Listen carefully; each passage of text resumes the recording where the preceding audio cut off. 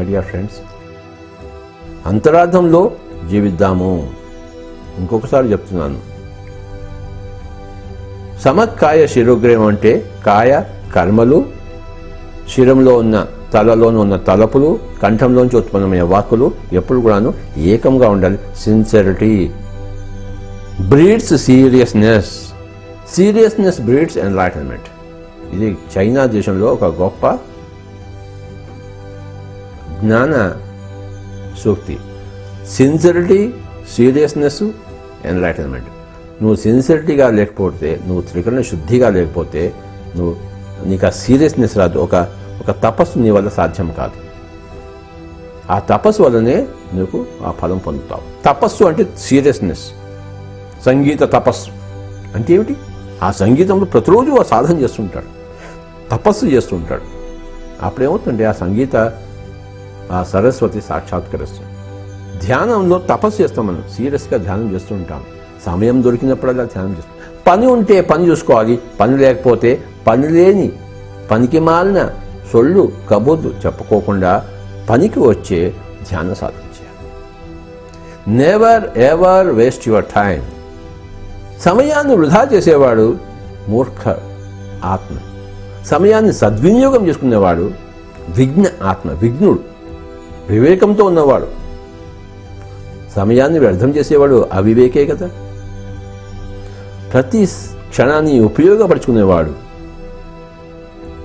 విజ్ఞుడే కదా. ఇద్దరు కొట్టుకుంటున్నారు రోడ్డు మీద, ఈ మూర్ఖుడు అక్కడ పోయి 3 గంటల సేపు ఉంటాడు. వాడు ఎందుకు కొట్టుకుంటున్నారు? విజ్ఞత లేదు, మూర్ఖత ఉంది. వాళ్ళ పర్సనల్ విషయాలు వాళ్ళకే వదిలిపెట్టేసి మన పని మనం చూసుకోవడము. వాళ్ళు వచ్చి మనల్ని అడిగితే, మనకి కెపాసిటీ ఉంటే, క్షమత ఉంటే వాళ్ళకి సహాయం చేయడం అది వేరే మాట. కానీ మనం పోయి పనికి మాలిన కబుర్లు వినడము, పనికి మాలిన చేష్టలు చేయడము అది మూర్ఖత యొక్క లక్షణం. మూర్ఖులు, అవిజ్ఞులు వాళ్ళు ముందుకు పోలేరు, చతికిలబడుతూ ఉంటారు. కనుక మన సమయాన్ని వృధా చేయకూడదు. ఎప్పుడు కూడా సమయాన్ని ఉపయోగించు. రోజుకి 24 గంటలు ఉన్నాయి, ఉపయోగించుకుంటున్నామా? పక్క వాళ్ళ విషయాలు పట్టించుకుంటున్నామా? పండితుల మాటలు పట్టించుకునేవాడే పండితుడు, అవివేకుల మాటలు పట్టించుకునేవాడు అవివేకి. మూర్ఖుల మాటలు పట్టించుకునేవాడు మూర్ఖుడు, జ్ఞానుల మాటలు పట్టించుకునేవాడు జ్ఞాని, విజ్ఞానుల మాటలు పట్టించుకునేవాడు విజ్ఞాని, ప్రజ్ఞానుల మాటలు పట్టించుకునేవాడు ప్రజ్ఞాని. మనం ఎవరిని పట్టించుకుంటున్నాం? అంత వివేకం. మై డియర్ ఫ్రెండ్స్, త్రికరణ శుద్ధి ఉంటే అందులోంచి వివేకం ఉదయించి ఒక తపో సంకల్పము వచ్చి ఆ తపస్సు ద్వారా మనం తపోమూర్తులమైనప్పుడు అందులోంచి తపో ఫలమూర్తులం అవుతాం. తపస్సు అంటే సీరియస్నెస్. ప్రతి మనిషికి సీరియస్నెస్ ఉండాలి. అర్థము పట్ల, కామము పట్ల, ధర్మము పట్ల, మోక్షము పట్ల. ప్రతిరోజు ఆటల పట్ల, పాటల పట్ల, పనుల పట్ల, చదువుల పట్ల, ధ్యానాల పట్ల మనకి ఎప్పుడు సీరియస్నెస్ ఉండాలి. అప్పుడు విజ్ఞాత్మ అవుతాం. అంటే మన సమయము వృధా చేసుకోకూడదు. Never ever waste your time. ఇవన్నీ కూడాను ఆధ్యాత్మికత కింద వస్తాయి మనకి. ఇవన్నీ మనం తెలుసుకుంటూ ఉండాలి. శేష శైలుడు అంటే ఒకానొక రియలైజ్డ్ సోల్కి, సెల్ఫ్ రియలైజ్డ్ సోల్కి ప్రతీక. అలాగే నీలకంఠుడు అని ఒకటి ఉంది. అంటే శివుడు మరి హాలాహలాన్ని కంఠంలో పెట్టుకున్నట్ట. అంటే కంఠంలోంచి బయటికి రానియలేదు, వాక్కుల ద్వారా రానియలేదు, మరి కంఠంలోంచి లోపలికి పోలేదు. కంఠంలో పెట్టుకున్నాడు. తాను మింగలేదు, తాను కక్కలేదు. తాను మింగితే తన శరీరం చెడిపోతుంది, తాను కక్కితే అది మిగతా వాడికి చెడు చేస్తుంది. కనుక ఒక చెడు హాలాహలం ఉన్నప్పుడు అది మన కంఠంలోనే పెట్టుకోవాలి. అది దాన్ని మింగకూడదు, కక్కకూడదు. నీలకంఠుడు అక్కడ కాస్త మనకి ట్రబుల్ వస్తుంది, అక్కడ కాస్త నొప్పి వస్తుంది. లోక కళ్యాణంలో కోరుకునే వాడికి ట్రబుల్ వచ్చి తీరుతుంది. ఆ దేవతలు రాక్షసులు క్షీరసాగర మథనం చేసినప్పుడు శివుడికి ఏం సంబంధం? కానీ ఆ హాలాహలం పెట్టినప్పుడు శివుడికి సంబంధం ఉంది. ఆ హాలాహలం తీసుకుని కంఠంలో పెట్టుకుంటాడు. అంటే లోకంలో ఎంతో హాలాహలం ఉత్పన్నమవుతున్నప్పుడు ఒకానొక ఆత్మజ్ఞాని ఆ హాలాహలాన్ని తన కంఠంలో పెట్టుకుని లోకాన్ని రక్షిస్తాడు. తాను చెడిపోడు. పూర్తిగా తాగితే, హాలాహలం తాగితే తానే పోతాడు. కానీ అలా కాకుండా కనుక నీలకంఠుడు అంటే అది ఒక గొప్ప కాన్సెప్ట్. శేష శయనుడు అంటే అదొక గొప్ప కాన్సెప్ట్. సమక్కాయ శిరోగ్రీవం అంటే అదొక గొప్ప కాన్సెప్ట్. దశరథుడు అయోధ్యను పరిపాలించను అంటే అదొక గొప్ప కాన్సెప్ట్. దశరథుడికి 3 భార్యలు అంటే అదొక గొప్ప కాన్సెప్ట్. ఇలాంటి కాన్సెప్ట్లని మనం విశేషమైన ఆత్మజ్ఞానం ద్వారా తెలుసుకుంటూ పోతుంటాం. ఒక్కొక్క కాన్సెప్ట్ ఒక్కొక్క అంతరార్థం. కాన్సెప్ట్ అంటే అంతరార్థం. అది మనకు అర్థమవుతున్నప్పుడు మనం ఎంతో అలా ముందుకెళ్తూనే ఉంటాం. ఇలా ఎన్నో విషయాలు మనము ఈ యొక్క ఆధ్యాత్మిక శాస్త్రం ద్వారా మనం తెలుసుకుంటూ పోతుంటాం. అంతరార్థం తెలుసుకోవాలి. శివుడు అంటే ఎవరు, పార్వతి అంటే ఎవరు, ఆకాశగంగా అంటే ఏమిటి? శివుడికి 2 పెళ్ళాలంటే ఒకడేమో ఆకాశగంగా, ఒకడేమో ఈవిడ పార్వతి. అంటే నీకు మెటీరియల్ లైఫ్ ఉండాలి, స్పిరిచువల్ లైఫ్ ఉండాలి. 50-50 చూసారా? Everything is a concept. నాగభూషణుడు అంటే సర్పాలు మెడలో వేసుకున్నాడంటే మనం పాము అంటే అందరూ భయపడతారు, కానీ పాముల్ని మెడలో వేసుకున్నాడు అంటే ఏమిటి? మనం దేనికైతే భయపడతామో దాన్ని మనం మెడలో వేసుకోవాలి, నిర్భయం కావాలి. ఇదంతా అభ్యాసం మీద వస్తుంది. పార్వతీ శివుడు 2 ధ్యానం చేస్తూనే ఉంటారు చూసారా? అంటే ఎప్పుడు కళ్ళు మూసుకుని శ్వాస మీద ధ్యాస పెడుతూనే ఉంటారు. అంటే తమలో తాము నిమగ్నం అవుతూ ఉంటారు. అంటే అది ఎంత మౌలికమైన విషయమో మనం గ్రహిస్తాం. జంటగా ఉండాలి పార్వతీ పరమేశ్వరులు, మరి కానీ ఎప్పుడు ధ్యానంలో ఉంటారు, ఎప్పుడైనా సంసారం చేస్తారు, ఎప్పుడు నిర్వాణంలో ఉంటారు, ఆకాశగంగా స్నానంలో ఉంటారు. శివుడికి 3వ కన్ను అంటే 2 కళ్ళు మూసుకుంటే మనిషికి 4 కళ్ళు ఉంటాయి. ఒక కంటి పేరు చర్మచక్షువు. ఈ 2 కలిపి చర్మచక్షువు. మనోచక్షువు ఉంది, అది 2వ చక్షువు. దివ్య చక్షువు 3వ చక్షువు. మన సైన్స్ అనేది, శాస్త్రం అనేది, లాజిక్ అనేది, కార్యకారణ సంబంధం అనేది అది 4వ శాస్త్రము, జ్ఞానశాస్త్రము. ఆ చక్షువు ఉన్న వాళ్ళని జ్ఞాన చక్షువు ఉన్నవాళ్ళు అంటారు. 4 రకాల చక్షువులు అంటే చర్మచక్షువు, ఈ కంటితో ఇదంతా చూస్తాము. మనోచక్షువు, మనస్సుతో ఎన్నో మనం చూస్తాం. ఉదాహరణకు నా తల్లి తండ్రి ఉన్నారు, చనిపోయారు, ఇప్పుడు లేరు, కానీ నేను ఎప్పుడు కావాల్సినా మళ్ళీ వాడిని నా మనోపలకం మీద తెచ్చుకోగలను. కనుక అది మనోచక్షువు. దివ్యచక్షు అంటే ఈ 2 కళ్ళు మూసుకుంటే మనోచక్షువు వికసిస్తుంది, మనోచక్షువు కూడా మూసుకుంటే దివ్యచక్షువు విసుకుంది. మనస్సు నిర్మాణం, మనోచక్షువు చర్మచక్షువు 2 మూసేసుకోవాలి. అప్పుడు దివ్యచక్షువు ఉదయిస్తుంది. ముక్కంటి ప్రతి మనిషి తన దివ్య చక్షువును ఉత్తేజపరచుకోవాలి అన్న సందేశమే శివుడు. శివుడు అంటే అదొక సందేశం, పార్వతి అంటే అదొక సందేశం, ఆ యొక్క గంగాదేవి, ఆకాశ గంగాదేవి అంటే అదొక సందేశం, 3వ కన్ను అంటే అదొక సందేశం. నువ్వు ఏం చేయాలో మనకు చెప్తుంటాయి ఇవన్నీ చూసారా? హిమాలయాల్లో పెట్టాడు ఈశ్వరుడిని. అంటే ఏంటి?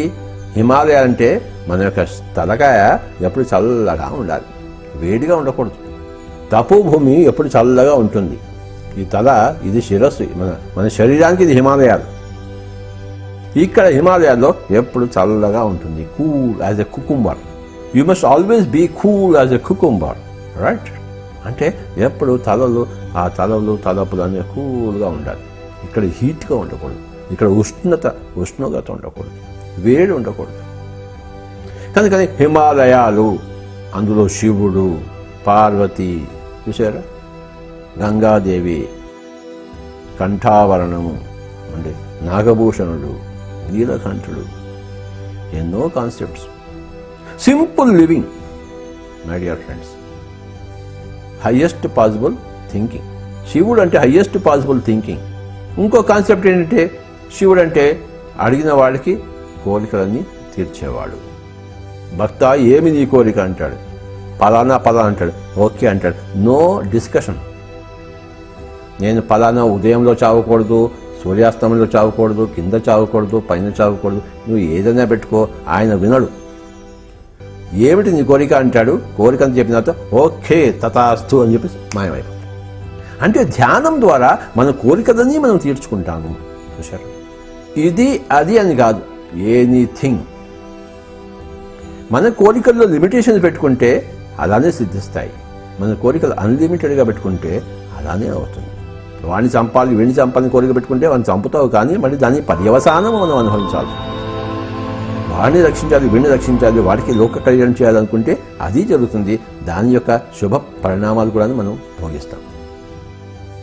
అంటే ఎవరు ధ్యానం చేసినా శివుడు టక్మని ప్రత్యక్షమవుతాడు. ఆ ధ్యానము పక్వమైనప్పుడు, శుద్ధమైనప్పుడు, సిద్ధమైనప్పుడు ప్రత్యక్షం ఏం చేస్తాడు? భక్తా ఏమి నీ కోరిక అంటాడు.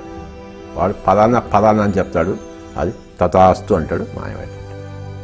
అంటే ధ్యానము ద్వారా మన కోరికలన్నీ మనం నెరవేర్చుకుంటాము. So everybody should do meditation. ధ్యానము మౌలికము. శివుడు పార్వతి ఇద్దరు కూడాను అంటే వాళ్ళ సంసారంలోనే నిర్వాణం, సంసారంలోనే మోక్షం. మన ఇల్లే మన ఆశ్రమం.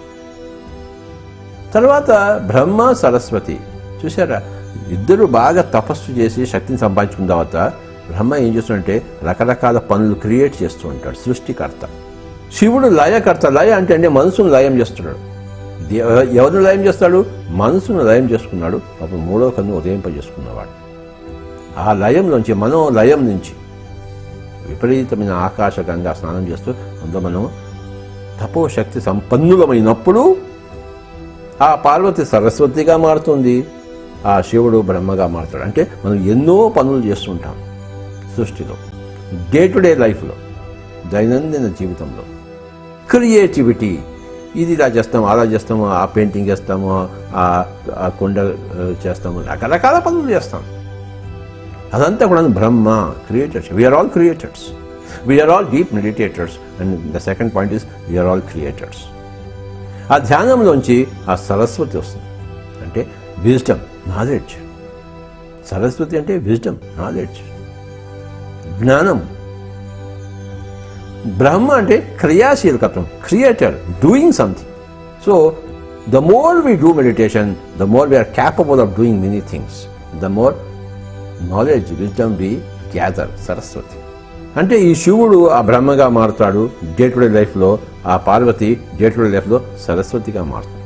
ఇంకా ముందుకెళ్తే మనం ఎన్నో పనులు చేయడం వలన, ఎంతో మన జ్ఞానంతో కూడిన పనులు చేయడం వలన సరస్వతి బ్రహ్మ. అంటే జ్ఞానంతో కూడిన పనులు చూసారా, అజ్ఞానంతో కూడిన పనులు కాదు సుమా, జ్ఞానంతో, విజ్ఞానంతో, వివేకంతో, వివేచనతో కూడిన పనులు. సరస్వతితో కూడిన బ్రహ్మ. ఏమవుతుందంటే మనం కంప్లీట్గా నారాయణుడిలా తయారవుతాం, శేష శయనుడిలా తయారవుతాం. We become perfect great masters. And Lakshmi అనేది మన కాళ్ళకి, మనకి కాళ్ళు ఒత్తుతూ ఉంటుంది. అంటే వైభోగం మన దగ్గర ఉంటుంది. పార్వతి సరస్వతిగా మారి సరస్వతి లక్ష్మిగా మారుతుంటుంది. మనకి లక్ష్మి కావాలి, కానీ మనం పార్వతిలా ఉండడం కోసం ఇష్టపడడం. సరస్వతి కావాలి, లక్ష్మి కావాలి, వైభవం కావాలి. ధ్యానం వద్దు, జ్ఞానం వద్దు. ఎక్కడి నుంచి వస్తుంది లక్ష్మి? ధ్యానము ద్వారా జ్ఞానము. అంటే ధ్యానం అంటే పార్వతి, జ్ఞానం అంటే సరస్వతి. ధ్యానము ద్వారా జ్ఞానము, జ్ఞానం ద్వారా ముక్తి అంటే లక్ష్మి, వైభవం. అందరికీ కావాలి లక్ష్మి. మనకంతా లక్ష్మియే కావాలి, మనకి సరస్వతి అక్కర్లేదు. సరస్వతి కావాలంటే ధ్యానం చేయాలి. పార్వతికి ఎంత పార్వతిగా ఉంటే అంత సరస్వతిగా తయారవుతుంటాము, ఎంత సరస్వతిగా ఉంటే అంత లక్ష్మిగా మారుతుంటాము. ఎంత చక్కటి కాన్సెప్ట్స్ చూడండి, అర్థం చేసుకున్నామా వీటిని? బహిర్రూపంలో ఇదేదో మనం చేసేస్తుంటే పామరులుగా ఉంటాం, కానీ పండితులము కావాలి. పండితులు అంటే ఆధ్యాత్మిక విజ్ఞాన, ఆధ్యాత్మిక శాస్త్ర పండితులం కావాలి. We must become mature spiritual scientists. Spiritual science is the same for all the people. అంటే అండర్లయింగ్ ప్రిన్సిపల్స్, మౌలిక సిద్ధాంతాలు అందరికీ ఒకటే, మౌలిక సత్యాలు అందరికీ ఒకటే. ఈ యొక్క త్రిమూర్తులు అంటే శివ పార్వతులు, బ్రహ్మ సరస్వతులు, లక్ష్మీనారాయణుడు, వీటందరూ కూడా ఎన్ని విషయాలు నేర్చుకోవచ్చు చూడండి. So many things. లక్ష్మి అంటే అష్టసిద్ధులు కలిగింది లక్ష్మి. అణిమ, మహిమ, గరిమ, లఘిమ, ప్రాప్తి, ప్రకామ్య, ఈశత్వ, వశిత్వ, అష్టసిద్ధులు, అష్టవైభోగాలు. ధ్యానం ద్వారా మనం అష్టసిద్ధులు సంపాదించుకుంటాం. అణిమ అంటే చిన్నగా అయిపోవడం, అంటే యాస్ట్రల్ బాడీలో చిన్నగా అయిపోయి పక్క వాళ్ళ శరీరంలో దూరి అందులోపల గుండె లోపల పోయి అక్కడ ఏమైనా ఉంటే సరి చేయడం, మన గుండె లోపలి మనం అక్కడ ఏమైనా ఉంటే సరి చేయడం. అణిమ. గరిమ అంటే బరువుగా అయిపోవడం, లఘిమ అంటే తేలిక అయిపోవడం, మహిమ అంటే పెద్దగా అయిపోవడం, హనుమంతుడు చిన్నగా అయిపోయి ఆ దేవతా శరీరంలోకి పోయి ఛేదించుకుని మళ్ళీ బయటకు వస్తాడు. హనుమంతుడు ఒక బరువుగా అయిపోతుంది. ఆ భీముడు దాన్ని ఏమీ చేయలేడు. అంటే చూసారా, ఇవన్నీ సిద్ధులు. నీటి మీద నడవడం, తేలిగా అయిపోయి నీటి మీద నడవడం, తేలిగా అయిపోయి గాలిలో ఎగరడం శరీరంతో. సో ప్రాప్తి అంటే మనకు రావాల్సినది మనకు వచ్చే తీరాలి. ప్రకామ్య విశేషంగా మనం కోరుకున్నవి మనకు జరిగే తీరాలి. ఈశత్వ అందరి మీద నాయకత్వం, వశిత్వ అందరినీ వశీకరణ చేసుకోవడం, ఇవన్నీ కూడాను ఆత్మజ్ఞానంతో సిద్ధిస్తాయి. నరుడు నారాయణుడు కావాలి, నరుడు నారాయణుడు కావాలి. దానికి ధ్యానము, జ్ఞానము, వైభవం. చూసారా, ధ్యానం అంటే పార్వతీ పరమేశ్వరులు, జ్ఞానం అంటే ఆ సరస్వతి బ్రహ్మలు, మరి నారాయణుడు, లక్ష్మీనారాయణుడు. ఆ స్థితికి మనం ఎదగాలి. ఇదంతా స్పిరిచువల్ సైన్స్. ఎంత చక్కగా ఈ త్రిమూర్తుల ద్వారా మనకి అనాదిగా లభించాయో. ఆధ్యాత్మికత, ఆధ్యాత్మిక శాస్త్రము, ఇది మనం విశేషంగా తెలుసుకుంటూనే ఉండాలి, విశేషంగా ధ్యానం చేస్తూనే ఉండాలి. సరస్వతి అంటే పుస్తకాలు చదువుతూ ఉండాలి, గ్రంథాలు చదువుతూ ఉండాలి. ఎన్ని గ్రంథాలు ఉన్నాయో ఆధ్యాత్మిక శాస్త్రంలో లెక్కలేనన్ని ఉన్నాయి. మనం చదవం, మనకి టైం వేస్ట్ కావాలి, పేకాట ఆడతాం అనవసరంగా. ఆడాలి మనోరంజన కోసం. పొద్దుగూకులు ఆడితే, టీవీలో సినిమాలు చూడాలి, పొద్దుగూకులా చూస్తే లిమిట్. కాస్త తినాలి, పొద్దుగూకులా తింటూనే ఉంటే పశువు అంటే ఒక ఈశ్వరుడు నంది ఉంటుంది. ఆ నంది అంటే పశువు, పశువు పశుపతి కావాలి. అది అక్కడ చూపిస్తాడు. అక్కడ పశువుని పెడతాడు, ఇక్కడ పశుపతి ఉంటాడు. అంటే ఆ పశువు పశుపతిగా మారాలి. జీవిత లక్ష్యం. పశువు అంటే నేను శరీరం అనుకుంటే నువ్వు పశువు, నువ్వు ముక్కంటివి అయితే నువ్వు Pashupati. What is the purpose of life? మనం పశువుగా జీవించాలా? ద్విపాద పశువు.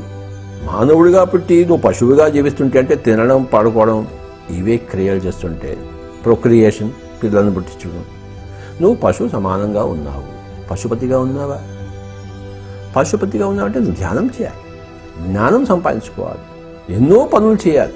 తినడం, పడుకోవడం పనులు కాకుండా ఇంకా ఇతరత్ర ఎన్నో ఎన్నో క్రియేటివిటీ, నూతన సృష్టి, కొత్త పనులను చేయాలి. కనుక ఇవన్నీ మనం పుక్కిట పురాణాలు అనుకుంటాం, కథలు అనుకుంటాం. కథలా ఇవి? పామరుడికి కథలు, పండితుడికి గొప్ప జ్ఞాన సూత్రాలు, గొప్ప కాన్సెప్ట్స్. ప్రతిదీ ఒక కాన్సెప్ట్. ఆధ్యాత్మికత, ఆధ్యాత్మిక శాస్త్రము, spirituality and spiritual science. My dear friends, ఇంకొకటి తీసుకుందాం. గోవర్ధన గిరిధారి. గో అంటే ఇంద్రియాలు, వర్ధనం అంటే దాన్ని డెవలప్ చేసుకోవడం, వికాసం చేసుకోవడం, వికసితము చేసుకోవడం, వర్ధనం. గిరి అంటే కొండ, అంటే మన ఇంద్రియాలను కొండంతగా వర్ధమానం చేసుకోవాలి, డెవలప్ చేసుకోవాలి. అంటే ఈ చర్మచక్షువులతో ఇక్కడ దాకా చూస్తాము, కానీ దివ్యచక్షువుతో సృష్టి అంతా చూడవచ్చు. అంటే మన దివ్యచక్షువుని సంపాదించుకోవడం అనేది మన ఇంద్రియాలను మనం అధికం చేసుకోవడము, కొండంతా చేసుకోవడం. చూసారా? గోకులము అంటే ఇంద్రియాల్లోనే మటుకే జీవించేవాడు గోకులం.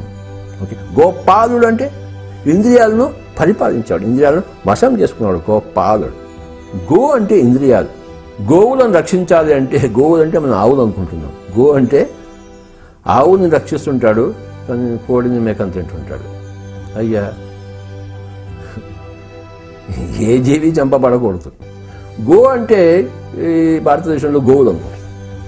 ఆధ్యాత్మికత, ఆధ్యాత్మిక శాస్త్రం ఏం చెప్తుందంటే గో అంటే ఇంద్రియములు, గోకులం అంటే ఇంద్రియ కులం. అంటే సగటు మానవుడు, నరుడు గోకుల వాసి, నారాయణుడు గోపాలుడు. అంటే నరుడు నారాయణుడు కావలే, పశువు పశుపతి కావలే, గోకులంలో ఉన్నవాడు గోపాలుడు కావలే. అంటే ఇంద్రియ లోలుడైన వాడు ఇంద్రియాలను వశం చేసుకోవాలి. ఇంద్రియాలను వశం చేసుకునేవాడు ఇంద్రుడు. ఈ 5 జ్ఞానేంద్రియాలను వశం చేసుకోవడము దమము అంటాము. అంతరేంద్రియమైన మనస్సును వశం చేసుకోవడం సమము అంటాము. మన సమము అంటే అంతరేంద్రియ మనస్సుని నిగ్రహం చేసుకున్నవాడు, వశం చేసుకున్నవాడు, కంట్రోల్లో పెట్టుకున్నవాడు, అదుపులో పెట్టుకున్నవాడు, దాని మీద పట్టు సాధించినవాడు మహేంద్రుడు, గొప్ప ఇంద్రుడు. ఆ మహేంద్రుడి దగ్గర ఒక కామధేనువు ఉంటుంది, ఒక కల్పతరువు ఉంటుంది, ఒక చింతామణి ఉంటుంది, ఒక వజ్రాయుధం ఉంటుంది, ఒక ఐరావతం ఉంటుంది. చూసారా? మహేంద్రుడి దగ్గర. మహేంద్రుడు అంటే గొప్ప మహా ఇంద్రియాన్ని వశపరుచుకున్నవాడు. మహా ఇంద్రియం అంటే మనస్సు. ఆ మనసుని కట్టడి చేసిన వాడు మహేంద్రుడు. కేవలం ఇంద్రియాలనే కట్టడి చేసిన వాడు చూడకుండా ఉంటే మనసులో మటుకు చూడాలని ఉంటుంది. అంటే ఈ బహిరేంద్రియాన్ని వశం చేసుకున్నాడు, కానీ అంతరేంద్రియాన్ని వశం చేసుకోలేదు.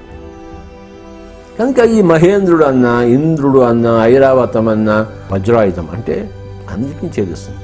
చింతామణి అంటే నీ చింతలన్నింటినీ, నీ కోరికలన్నింటినీ తీర్చేమని. కామధేనువు నీ కోరికలన్నీ తీర్చేది. కల్పతరు నీ కల్పనలన్నీ కూడాను చక్కగా ఫలాలేవి. ఐరావతం శుద్ధమైన గొప్ప ఏనుగు మీద సవారీ చేస్తుంటాడు. అంతకన్నా సవారీ దొరుకుతుంది ఏమిటి?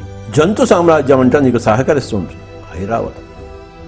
కనుక గోవర్ధన గిరిదారి, గోకులము, గోపాలుడు, ఇంద్రుడు, మహేంద్రుడు, ఐరావతం, వజ్రాయుధం, కల్పతరు, కామధేను, చింతామణి.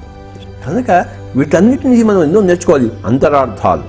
ఇలాగే ప్రతి దేశంలోంచి, ప్రతి మతంలోంచి, ప్రతి సంస్కృతి నుంచి, అన్ని సంస్కృతుల నుంచి, అన్ని మతాల నుంచి మనం నేర్చుకోవాల్సినవి ఎంతో ఎంతో ఉంది. ఆధ్యాత్మికత నేర్చుకుంటే వస్తుంది. ఆధ్యాత్మిక శాస్త్రము తెలుసుకుంటే తెలియబడుతుంది. కుమారస్వామి, వినాయకుడు ఉన్నారు. కుమారస్వామి ఏమో చకచక అన్ని చోట్లకి పరిగెత్తుతున్నాడు, కానీ పాపం వినాయకుడు పరిగెత్తలేకపోయాడు. స్థూలకాయుడు కదా, ఎవరు ఫస్ట్ వస్తే వాడు గొప్పవాడు. అక్కడ చిన్న కాంపిటీషన్ పెట్టాడు. కుమారస్వామి పరిగెత్తుకుంటూ వెళ్ళిపోయాడు. వినాయకుడు ఏం చేయలేక తల్లిదండ్రుల చుట్టూ తిరిగాడు. అప్పుడు ఏమైందంటే, ఎక్కడెక్కడైతే కుమారస్వామి వెళ్ళాడో అంతకన్నా ముందు వినాయకుడే అక్కడ కనపడ్డాడు. అప్పుడు మళ్ళీ కుమారస్వామి తిరిగి వచ్చి వినాయకుడికి నమస్కారం పెట్టి, నువ్వే గెలిచావు, నేనే ఓడిపోయాను. అంటే వేగంగా పరిగెత్తగల కుమారస్వామి, మరి పరిగెత్తలేని వినాయకుడు గెలిచాడు. కుమారస్వామి ఓటమిని ఒప్పుకున్నాడు. ఇక్కడ ఏం జరిగింది? నువ్వు ప్రాపంచికంగా ఎంత వేగంగా పరిగెత్తినా నీకు చివరికి ఓటమి పాలే. ఎంతవరకు అయితే నువ్వు నీ తల్లిదండ్రులకు నువ్వు నమస్కారం చేయవో. అంటే ఎవరు తల్లి, ఎవరు తండ్రి? ధ్యానమే తల్లి, ధ్యానమే తండ్రి. పార్వతి ఎవరు? ధ్యానం. శివుడు ఎవరు? ధ్యానం. వినాయకుడు ఎవరి చుట్టూ తిరిగి నమస్కారం చేశాడు? ధ్యానము చుట్టూ తిరిగి ధ్యానానికి నమస్కారం చేశాడు. చూశాడు. అప్పుడు లోకంలో వేగవంతంగా పరిగెత్తేవాడందరికన్నా ముందు తానే ఉన్నాడు. అంటే ఈ కథ ఎంత చక్కగా మనకి స్ఫూర్తినిస్తుంది చూడండి. మనం ఏం చేయాలంటే, ధ్యానం అనే తల్లికి, ధ్యానం అనే తండ్రికి మనము రోజు నమస్కారం చేయాలి. ఇప్పుడు ఏ లోకంలో ఎలా ఉన్నామో, ఎక్కడున్నామో మనకి ఇవన్నీ వద్దు. ఈ రెండింటినీ వదిలిపెట్టేసి శ్వాస మీద ధ్యాస పెట్టాలి. శ్వాసానుసంధానం. పవనపుత్రులము కావాలి. ఇది మరి మనకంతా రామాయణంలో గొప్ప గొప్ప యోగేశ్వరుల ద్వారా మనకు అన్ని చెప్పబడి ఉన్నాయి. కట్టే, కొట్టే, తెచ్చే. ఏమిటి కట్టే? ఈ శరీరాన్ని కట్టే. దేన్ని కొట్టే? మనసుని కొట్టే. దేన్ని తెచ్చే? దివ్య చక్షువును తెచ్చే, దివ్య శక్తిని తెచ్చే. చూసారు? కట్టే, కొట్టే, తెచ్చే. కట్టె అంటే ఈ కట్టెని, శరీరం అంటే కట్టేది.